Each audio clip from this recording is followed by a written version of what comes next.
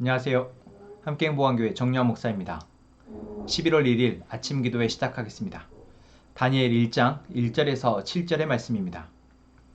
유다의 여호야김 왕이 오른 지 3년이 되는 해 바빌로니아의 느부갓네살 왕이 예루살렘으로 쳐들어와서 성을 포위하였다. 주님께서 유다의 여호야김 왕과 하나님의 성전 기물 가운데서 일부를 느부갓네살의 손에 넘겨주셨다.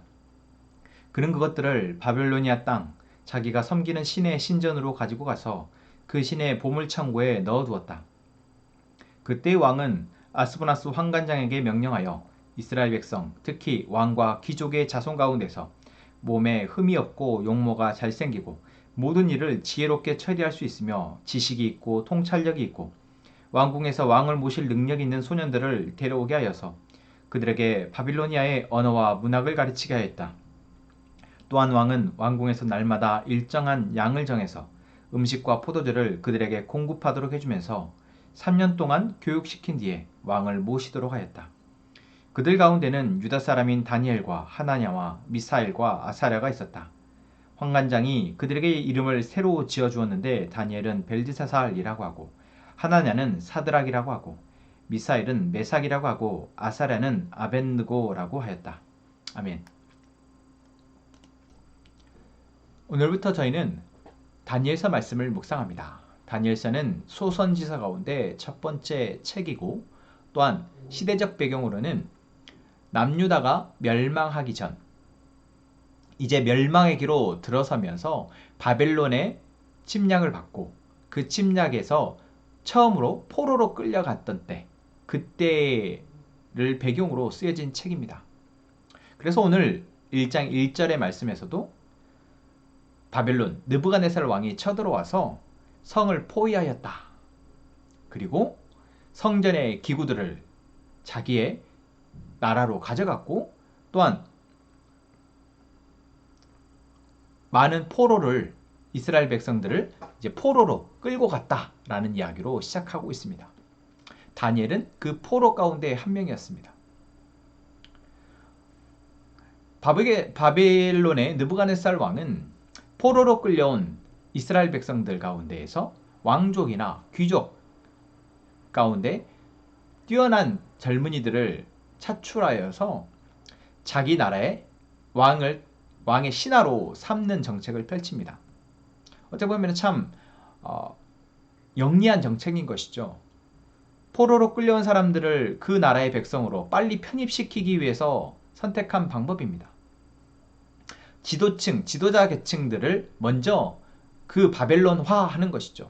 그것을 위해서 그들에게 바벨론의 문화를 가르치고 그들에게 바벨론의 음식을 먹이고 또한 이름까지도 바꾸어냅니다. 우리나라가 일본의 일제 치하에서 겪었던 많은 그러한 식민지 정책과도 비슷합니다. 이름을 바꾸고 먹는 것을 바꾸고 옷을 바꾸고 그동안 지켜왔던 문화와 전통들을 자기의 나라의 것으로 바꾸는 것. 그러다 보면은 그 안에 담겨있던 정신과 가치가 무너지는 것이죠. 잃어버리는 것입니다. 정체성을 잃어버리는 것이죠.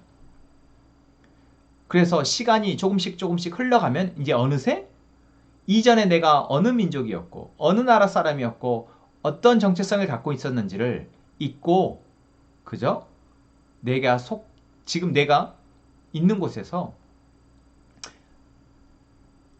그들의 문화에 따라갈 수밖에 없다라는 것입니다. 자, 바로 이러한 시기에 하나님은 이 다니엘서를 통해서 우리에게 이야기하고 계십니다. 어쩌면 이 다니엘이 살았던 이 시기는 지금 우리가 살아가는 이 시기와 다르지 않습니다. 여러분, 우리는 그리스도인의 정체성을 가지고 지금 공중권세 잡은 자가 다스리고 있는 이 세상 가운데 살아가고 있는 것입니다. 물론 우리가 포로로 끌려온 것은 아니지만 이 땅 가운데에서 어쩌면 죄의 노예로 사단의 포로처럼 살아가고 있었던 우리를 예수 그리스도께서 이제 건져내셔서 우리를 하나님의 백성, 하나님의 자녀로 삼아주셔서 우리는 이제 그 정체성으로 살아가는 것이지만 어쩌면 이 시대의 문화와 이 시대의 가치와 이 시대의 정신 가운데 그것들을 보고 듣고 접하면서 살아가지만 그 안에 하나님의 정체성, 하나님의 백성, 하나님께 속한 자로서의 나를 지켜내는 것은 다르지 않다 하겠습니다. 우리가 보고 듣고 먹고 입고 생활하는 이 모든 환경 속에서 하나님의 가치와 세상의 가치를 분별해내는 것. 이 세상의 문화 가운데 살아가는 사람들 가운데에서 그들과 교제하고 그들과 함께 먹고 마시고 살아가지만 내가 지켜야 할 법과 내가 따라야 할 그리스도를 잃지 않고 나아가는 것. 바로 다니엘이 이 바벨론에서 자신을 잃지 않기 위해서 했던 것과 다르지 않다라는 것입니다. 그래서 우리는 이 다니엘서를 보면서 우리는 지금 이 세상 가운데에서 어떻게 살아가고 있는지를 살폈으면 좋겠습니다. 그리고 우리는 정말 지켜야 할 것을 지키고 있는가? 또한 나는 하나님의 백성으로서 하나님께 속한 자로서 마땅히 그분께 올려드려야 할 것, 그분께 돌려드려야 할 것을 돌려드리고 있는가?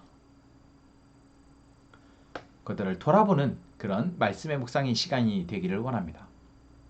오늘 그 첫 번째 시간, 우리가 기도해야 할 것은 무엇입니까? 먼저 우리가 하나님께 속한 자로서 이 세상 가운데에서 구별되게 하심에 먼저 감사했으면 좋겠습니다. 여러분, 다니엘은 포로로 끌려갔습니다.